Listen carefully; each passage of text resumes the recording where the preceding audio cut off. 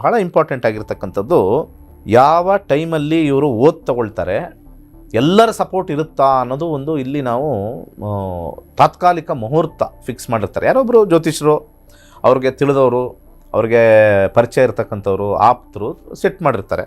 ಆ ಸೆಟ್ ಮಾಡಿರ್ತಕ್ಕಂಥ ಟೈಮು ಎಲ್ಲರಿಗೂ ಇವಾಗ ಚಿರಪರಿಚಿತ ಆಗಿಬಿಟ್ಟಿದೆ. ಯಾವಾಗ ಅಂತ ಹೇಳಿಬಿಟ್ಟು 3 ಜೂನ್ 2026, ಕರೆಕ್ಟ್ ಅಲ್ವಾ? 3 ಜೂನು ಸಂಜೆ 4:05 4:10 ಅಂತ ಹೇಳ್ತಾರೆ. 4 ಆದ್ರೂ 10 ಆದ್ರೂ ಏನು ಡಿಫ್ರೆನ್ಸ್ ಆಗಲ್ಲ, ಯಾಕಂದರೆ ಲಗ್ನ ಅದೇ ಪ್ರಾಮುಖ್ಯವಾಗಿ ಬರುತ್ತೆ.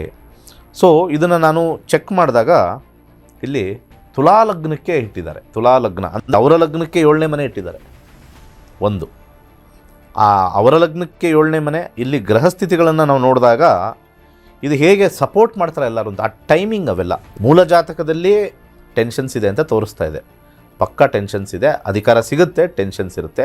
5ನೇ ಮನೆ ಬಂದಾಗ ಟೆನ್ಷನ್ಸ್, 5, 8, 12ನೇ ಮನೆ ಬಂದಾಗ ಟೆನ್ಷನ್ ಜಾಸ್ತಿ. ಇವಾಗ ಟೆನ್ಷನ್ ಇರಲಿಲ್ಲ, ಇವಾಗ ಟೆನ್ಷನ್ ಇನ್ಕ್ರೀಸು. ಅಧಿಕಾರನೂ ಬರುತ್ತೆ, ಟೆನ್ಷನ್ಸು ಜಾಸ್ತಿ ಆಗುತ್ತೆ.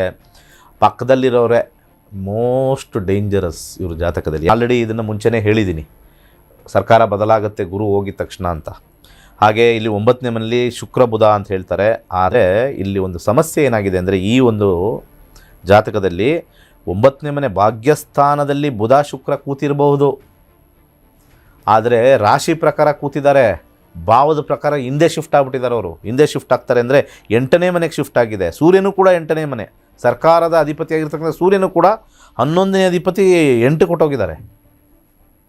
ಸ್ವಲ್ಪ ಅವರ ಇದರಲ್ಲಿ ಸ್ವಲ್ಪ ಸ್ಕ್ಯಾಮ್ಗಳು ಜಾಸ್ತಿ ಆಗಿಬಿಡುತ್ತೆ. 8ನೇ ಮನೆ ಸ್ಕ್ಯಾಮ್, ಯಾರೋ ಒಬ್ಬರು ಸ್ಕ್ಯಾಮ್ ಮಾಡಿ ಇವ್ರ ತಲೆ ಮೇಲೆ ಬಂದ್ಬಿಡುತ್ತೆ. ಮೇಲೆ ಇವೆಲ್ಲ ರೆಡಿಯಾಗಿದ್ದಾವೆ. ಇವೆಲ್ಲ ಸ್ವಲ್ಪ ಕೇರ್ಫುಲ್ ಆಗಿರಬೇಕು, ಸ್ಟ್ರಿಕ್ಟ್ ಆಗಿರಬೇಕು, ಭಾಳ ಇಂಪಾರ್ಟೆಂಟಾಗಿ. ಅವರು ತಗೊಂಡಿರ್ತಕ್ಕಂಥ ಒಂದು ಓತ್ ಟೇಕಿಂಗ್ ಟೈಮಲ್ಲಿ ಇಲ್ಲಿ 8ನೇ ಮನೆ ಬರ್ತಾ ಇದೆ ಸಬ್ಲಾಡಲ್ಲಿ. ಇದು ಶುಕ್ರ ಸ್ಟಾರ್ಟ್ ಆಗಿದೆ. ಮತ್ತು ಭುಕ್ತಿಗಳಲ್ಲೂ 8 ಇದೇ ನಾನು ಹೇಳಿದ್ದು. ಈ 8ನೇ ಮನೆ ಯಾವ ಗ್ರಹ? ಬುಧ ಗ್ರಹ ಹಿಂದೆ ಶಿಫ್ಟ್ ಆಗಿದ್ದಾನೆ. ಬುಧ ಗ್ರಹ ಹಿಂದೆ ಕಡೆ ಶಿಫ್ಟ್ ಆಗಿದ್ದಾನೆ. ಬುಧ ಗ್ರಹ ಕರೆಕ್ಟಾಗಿ ಶಿಫ್ಟ್ ಆಗಿ ದಶಾದಲ್ಲಿ ಸಬ್ಲಾಡಾಗಿ ಬಂದಿದ್ದಾನೆ. ಅಷ್ಟು ಸ್ಟ್ರಾಂಗ್ ಆಗಿರ್ತಕ್ಕಂಥ ಮುಹೂರ್ತ ಅಲ್ಲ ಈ ಮುಹೂರ್ತ. ಅವರಿಗೆ ನೆಮ್ಮದಿಯಾಗಿರೋಕ್ಕೆ ಬಿಡೋದಿಲ್ಲ ಈ ಮುಹೂರ್ತ.